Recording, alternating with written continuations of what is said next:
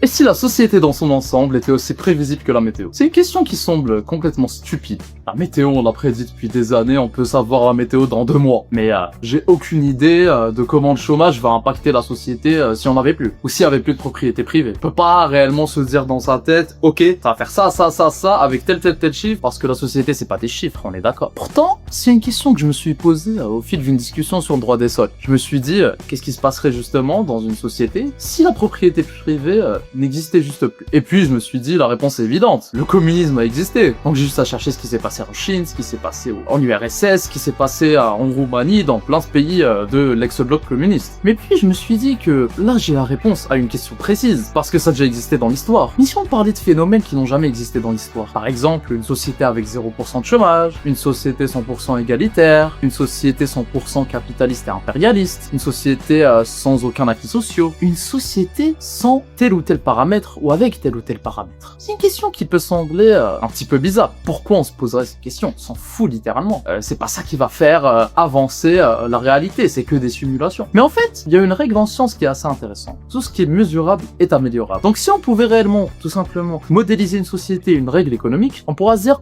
ok, ce projet de loi il est intéressant. Mais si je le changeais un tout petit peu, je vais pouvoir avoir la réponse. Par exemple, à l'époque du Covid, qu'est-ce qui nous a sauvés? C'est le fait que les maladies peuvent très bien se faire modéliser. On peut précisément modéliser comment marche une maladie et se dire simplement, si on met des masques, ça va baisser de 35%, ça va baisser de 40% parce qu'on a des modèles assez intéressants sur la prédiction des propagations des maladies. Mais on n'a pas ça en économie, on n'a pas ça en politique, on n'a pas ça en 1 million de domaines en fait. Donc je me suis dit que, bien sûr c'est quelque chose, c'est un domaine qui existe déjà, ça s'appelle l'économie computationnelle. C'est un domaine comme un autre, c'est peut-être pas très connu, mais ça existe. Et je me suis dit, sur internet, par exemple, on a des chaînes d'histoire, scénarios alternatifs, on a plein de ça, on a plein de types de what if différents. Mais est-ce qu'on a réellement des what if chiffrés? Ça existe pas. Alors, si ça existe pas, je me suis dit que je vais le créer, tout simplement, grâce au fait que je suis un étudiant en informatique et que j'ai envie de pousser mon expérience et mes compétences dans ce domaine, je me suis dit que je vais apprendre à créer des modèles de plus en plus réalistes qui pourront simuler n'importe quelle règle économique, n'importe quelle règle politique, n'importe quelle règle tout court d'ailleurs, quel que soit le scénario, quel que soit la société, quel que soit ce que j'ai envie de représenter. Ce qui me permettra de répondre à des questions économiques intéressantes. Par exemple,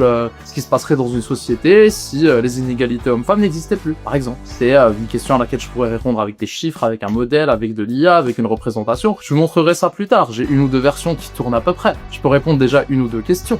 Mais l'intérêt de cette chaîne, et de cette démarche, c'est de vous montrer en parallèle comment je code le projet, grâce à un repo GitHub d'un côté, et de l'autre, comment je vais utiliser ce projet, faire des vidéos pour vous expliquer des règles économiques, pour expliquer une vision de la société, pour expliquer quelque chose, un phénomène, répondre à une question, explorer une partie de l'économie, une partie de l'état de droit, plein de sujets qui vont s'entreboîter. Donc on va prendre la politique d'un côté, quelque chose qui a toujours été marqué sur cette chaîne, l'économie de l'autre, et sur un troisième axe, l'informatique. Si je mixe les trois, voici l'idée du peuple aujourd'hui. Donc si vous voulez suivre un jeune passionné qui tentera de donner une réponse à ce genre de questions, et qui plus profondément se posera les bonnes questions sur comment modéliser quelque chose, comment utiliser cette règle, pourquoi celle-ci au lieu de celle-ci, vous pouvez suivre Idétube.